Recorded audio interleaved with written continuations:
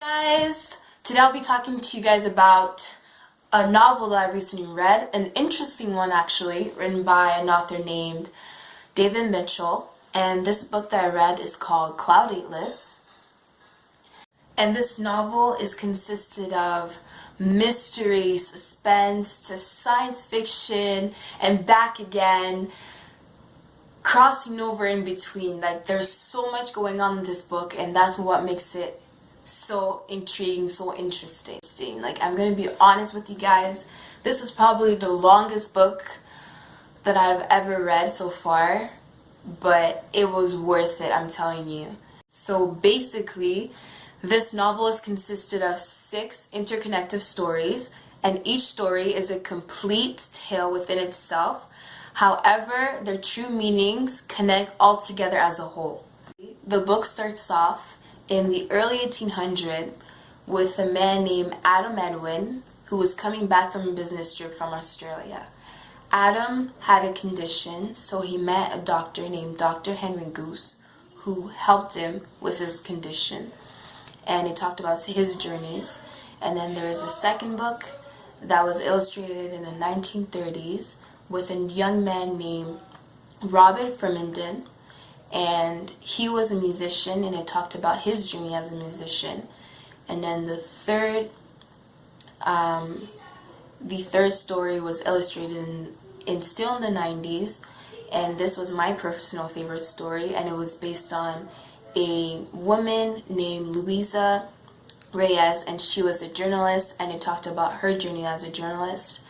And there was a fourth story, and this fourth story was presented in the future, and it talked about a fabricant named Somni 451, and it talked about her journey as a fabricant.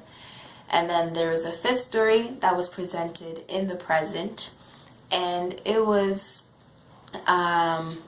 based on an author named Timothy Gavin, and it talked about his journey as an author.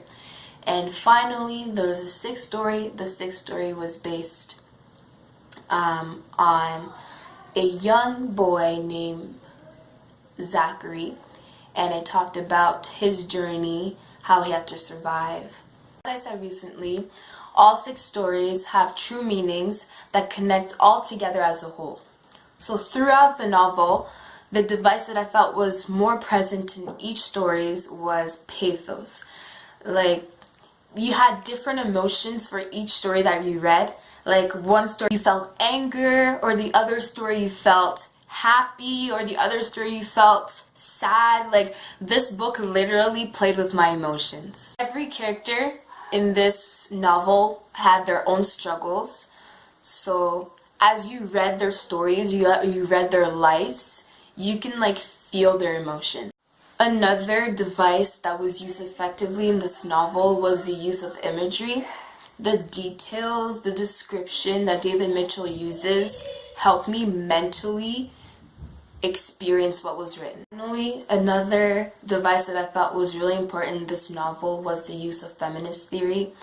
And this was developed in one of the stories, the one with the fabricant, Somni 451. So Somni wasn't really human, she wasn't pure blood, so the male pure blood would treat her differently, so she wasn't treated as equal as the other female pure blood. So the male would take advantage over her because she wasn't considered human. As you continue this novel, we see Somni standing up for herself, and I felt like that sent a powerful message for women.